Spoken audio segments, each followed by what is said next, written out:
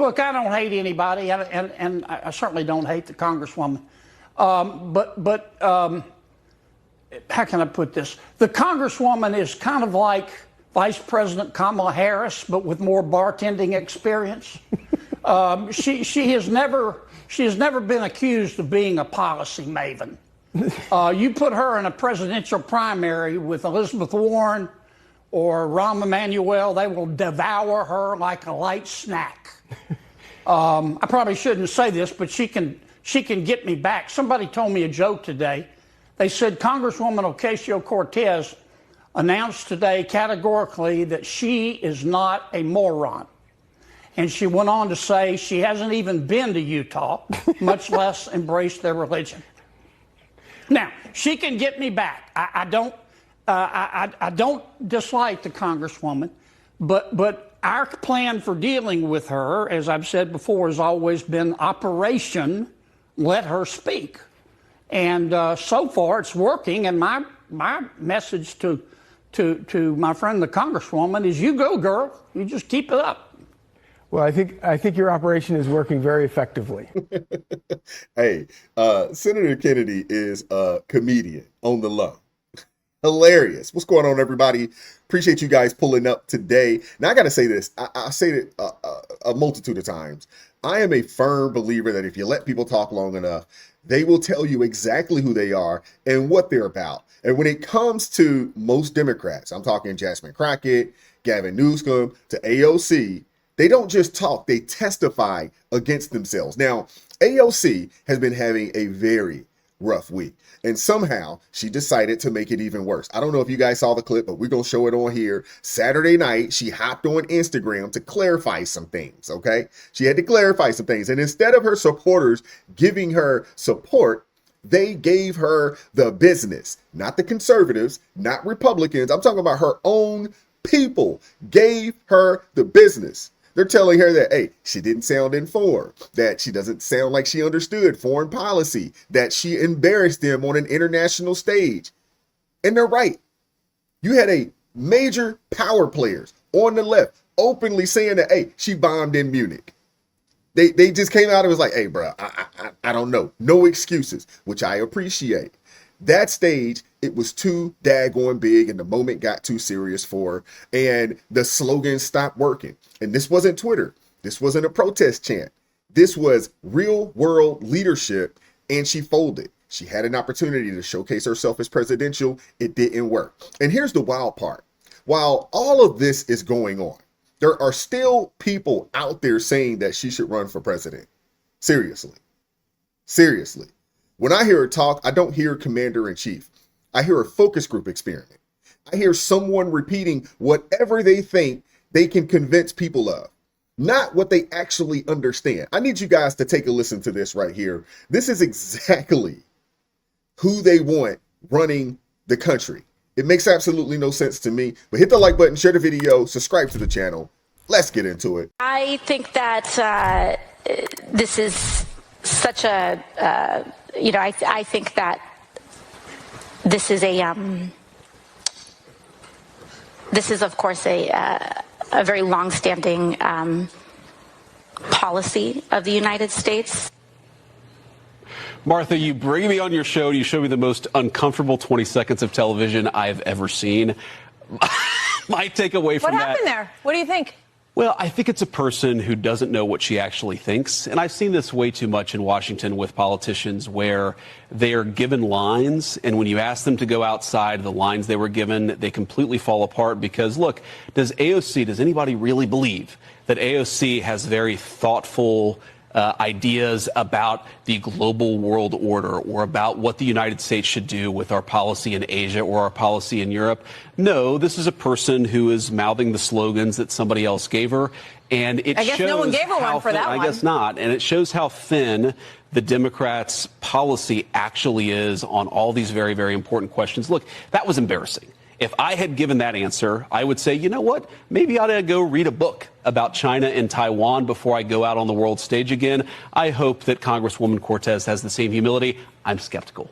All right. Shout out to J.D. Vance. I think that JD Vance is going to be our next president, 2028. Some people believe that it's Rubio. I think it's going to be JD Vance and Rubio on the same ticket, and then you'll get Rubio in the next one after these first after 28 and what is that 32 term. I think we'll get Rubio. What would that be? 36, I believe, somewhere along those lines. But JD Vance, absolutely right. AOC does not come across as presidential. I want y'all to check this clip of this lady. I don't understand foreign policy because out of hours of discourse about international affairs, I pause to think about one of the most sensitive geopolitical issues that currently exist on Earth. I'm afraid the issue is not my understanding, but rather the problem is perhaps you've gotten adjusted to a president that never thinks before he speaks. Is that what you call pause? Now, this is a person, I'm just throwing it out there. Voice sounds hoarse. You look at her eyes, she looks a little flushed, looks like she's been sipping on a little something. That's what it looks like. And this is the person that you think should be the president of the United States. This is the person that this next character that I'm about to share with you believes could be the next president of the United States. I think not. I think not. And if that happens, that would mean that Idiocracy, the movie, was a full-fledged real prophecy and not just a movie. I mean, when you think about the left, they're actually showcasing that the movie Idiocracy was more than just a movie. Is there one candidate, one, within the Democratic Party that you can point to that you absolutely positively not just want, but firmly believes can beat any GOP candidate out there for the presidency of the United States? I think that's a very complex question, because when we're talking about beating somebody, it's not just what policies are they running on or what they like to talk about. It's, what they can convince the people of. I'm going to be honest here, Stephen. From my perspective, it's a little bit too early for me to put all my eggs in one basket. Mm-hmm. But what I will say, God, when I listen to AOC talk, there's just this feeling that I haven't gotten since Obama. When I listen to AOC talk, when I listen to people like James Tallarico talk, there's this feeling that I just haven't gotten for so long of intellect, of high levels of education, of a legitimate care for other people. I'm not questioning that, Dean. This dude is full of sugar, honey, iced tea. Now, first off, this dude, Dean Withers, is 20 years old.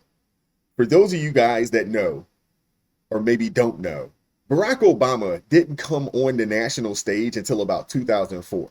This dude's 20 years old. Barack Obama didn't come on the national stage until 2 to 3 years after this dude was born. So if you tell me that, in his womb, maybe he heard Barack Obama speak, when he spoke out in Boston at the DNC convention, I think that was 2004, if I'm not mistaken. Now, you want to talk about a plan. Think about this. Barack Obama hits the scene on the national scale in 2004, becomes a senator, and becomes president 4 years later. We've never seen anybody rise that daggone fast. We've never seen it. You talk about plant. You go from a state senator in Illinois to a speech in 2004 at the DNC to becoming senator to president like that. It's insane. You've never seen anything like it. And the fact that this dude gets out there and says something along those lines. I mean, you got to think, this dude's 20 years old. That means that he was born in like 2005, 2006, depending on when his birthday is. Barack Obama becomes president in 2008. This dude had to be no more than 2 or 3 years old. Who's listening to these people, man? This guy is obviously another plant. I want you to check this clip out. I'm not going to play the whole thing, but I want you guys to check this clip out of this individual. Kamala Harris would be a much better president than Donald Trump. Welcome in. Hi. Hi. So do you mind if I give you my reasons why I think that Harris would be a better president? If you want. So there's two main categorical reasons why I say Harris would be better than Trump. The first category is character. The second category is policy. Let's start off with character. First of all, Trump is a Trump is a felon. Trump is a fraudster. Trump is an election denier. He's a dictator on day one, wannabe fascist. Okay? Kamala Harris is none of those. Kamala Harris wants to protect and preserve a democracy. She wants to fight for the freedoms of all Americans, especially the 170 million American women and girls. And then we could reference policy next. If you want to respond to character, go for it. If you want me to hop straight into policy, I could do that too. Now, I do want to say this. He is a fairly articulate individual, especially for a 20-year-old young man. I will give him that much. But it is very obvious that this dude has been drinking the liberal Democrat Kool-Aid. I don't know if he has a strong father in his life, but if he did, he wouldn't be speaking along these lines. And it's pretty obvious that he's not a believer and follower of Christ. That is pretty obvious just based on his, what he says that he believes in and who he believes would make a good candidate. Just saying, I wanted to show that to you guys just so y'all know who this individual was that was speaking to Stephen A. and giving this glowing review of AOC and put AOC on the same platform as Barack Obama. And as much as I do not like Barack Obama, AOC cannot hold a candle to Barack Obama as an orator. She can't. She's not even close. Not even close. It's ridiculous, man. Ridiculous. You remember that beauty pageant where the girl was asked a question and about the maps? Yes. Americans don't have maps. That was so awesome. Anyway, that reminded me of a beauty pageant answer. That girl was much smarter than AOC. Yeah, she was. We're finding someone almost as dumb as Kamala Harris, and yes, I mean that. Again, this is what happens when you have people like AOC who have never been challenged or never really debated. They're in a deep blue district that they're going to win, right? And they're not challenged on their ideas, even by other Democrats. And then you put them on the world stage and they sound like that. There is absolutely zero depth there. It is so easy to go on TikTok and say free things for everybody and free Palestine and have to show and prove no depth whatsoever. AOC made a huge mistake putting herself in that position because now you see just how shallow that pond is. And it's almost as shallow as Kamala's. Yeah, no, it absolutely is. No, she's absolutely right. She did make a mistake.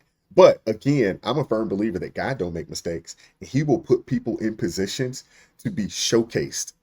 And we all needed to see exactly who AOC is and what she's about. The world needed to see it. And to be honest with you, I think her own constituents and her followers, they needed to see it. That's what this was really about. We know that she's dumber than a box of rocks. We know this. We know that she's not an intelligent individual. What we also know about the Democrat Party is they only speak to their constituents. They speak to their followers in hashtags, in slogans, because they believe that that's all that those young people and those people understand.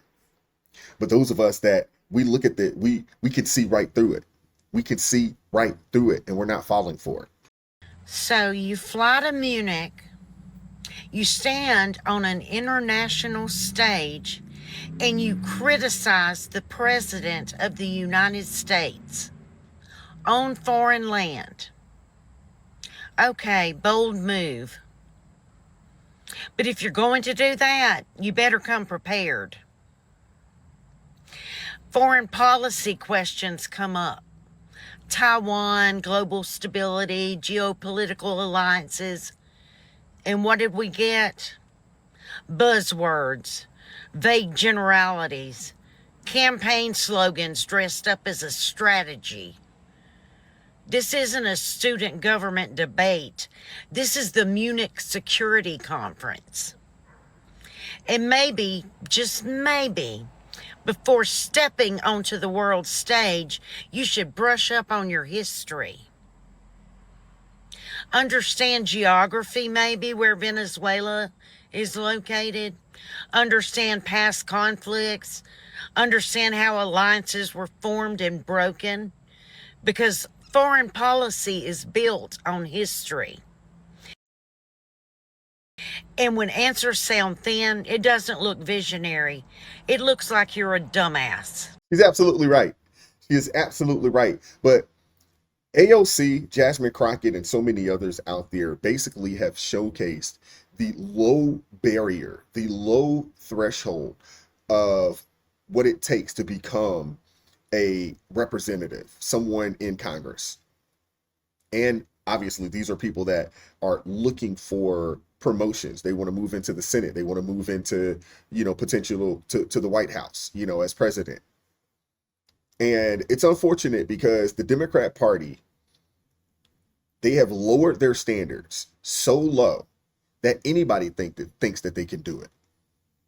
And that may be true. I don't know. But again, the way I started this is the way I'm going to end this.